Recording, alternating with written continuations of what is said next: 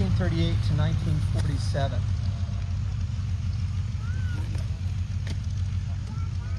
So after creating K&T Flying Services in 1934, Bob Tyce became personally responsible for training a large number of civilian pilots in the Pacific. For primary training, the use of Piper J3 Cubs and 3 fleet biplanes. In addition to flight training, K&T performed sightseeing flights, out-island charter services, and non-scheduled cargo services. So here you can hear Rob. He's running the engine up. He's cycling through the magnetos. There he is. I think he's got the nose up, lined up.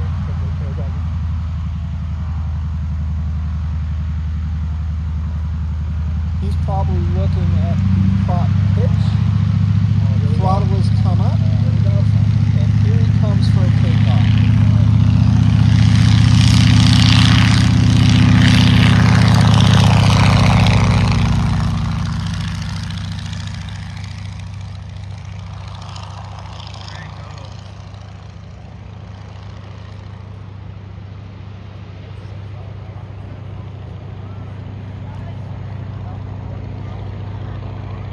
So, Heather, tell me, is a biplane like this, is it easier to fly or more stable to fly than a monowing plane?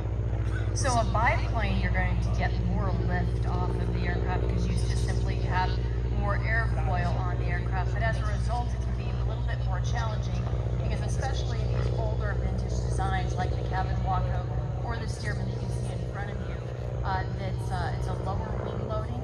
So it just feels the bounces in the air a lot more. These aircraft are not, they require you to constantly fly them. They're generally not hands-off aircraft. The cabin Waco especially, because unlike the Stearman that you still see on the line, you've got the big fuselage. That's going to also catch any kind of crosswind you have on takeoff and landing.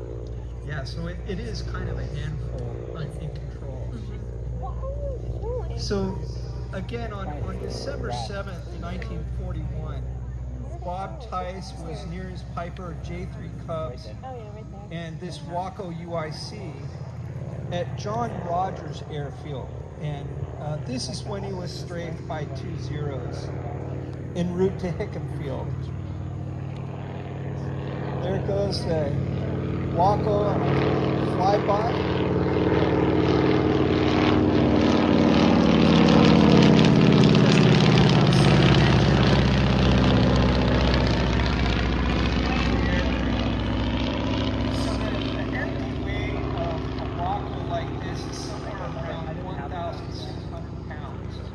A maximum weight of this aircraft is around 2,800 pounds. Top speed, how do you think about 140 or so? If you're going straight downhill, right?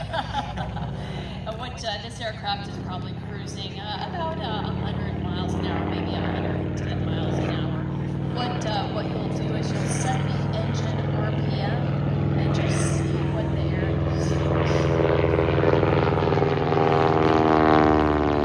how maneuverable actually the cabin Waco is. The Waco has wonderful handling qualities, very lightly balanced. It's just a joy to fly, and that's something that really is true across all the different kinds of Wacos.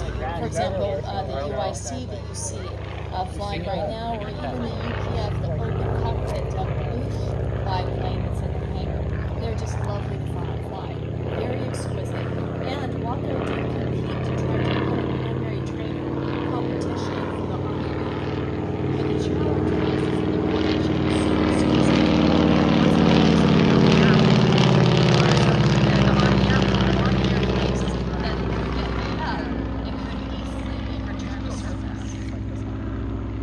so Again, this is the engine in this aircraft is a Honolulu R670-610. This engine would generate about 210 horsepower.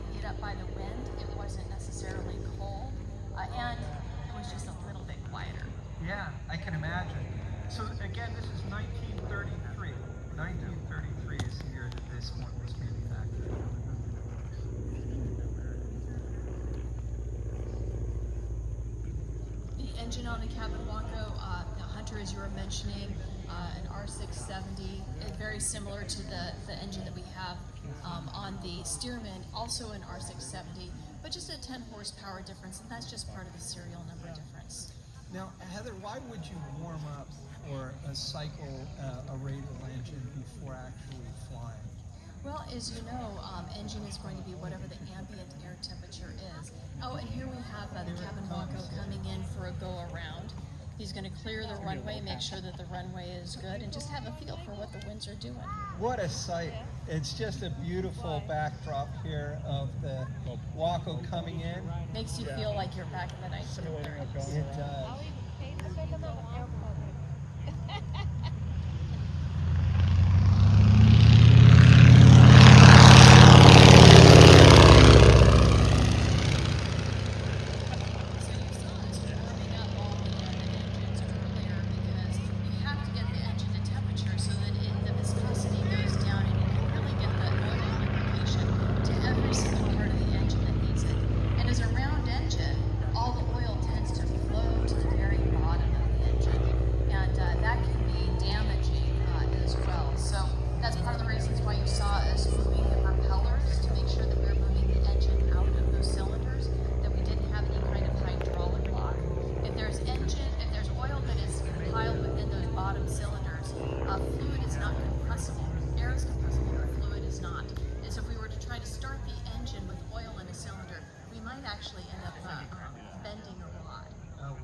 Detrimental to the engine, I can imagine.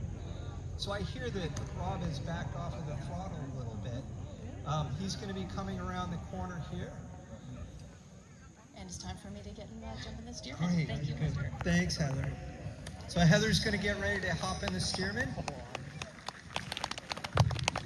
What a treat to have Heather here today, this weekend, up with Doug. Here comes the Waco.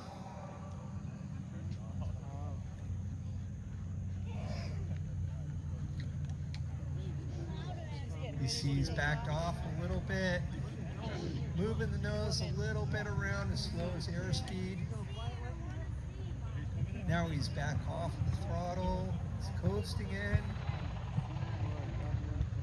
he comes, a little pullback on the stick, a flare, and now he's on the ground. Very nice flying.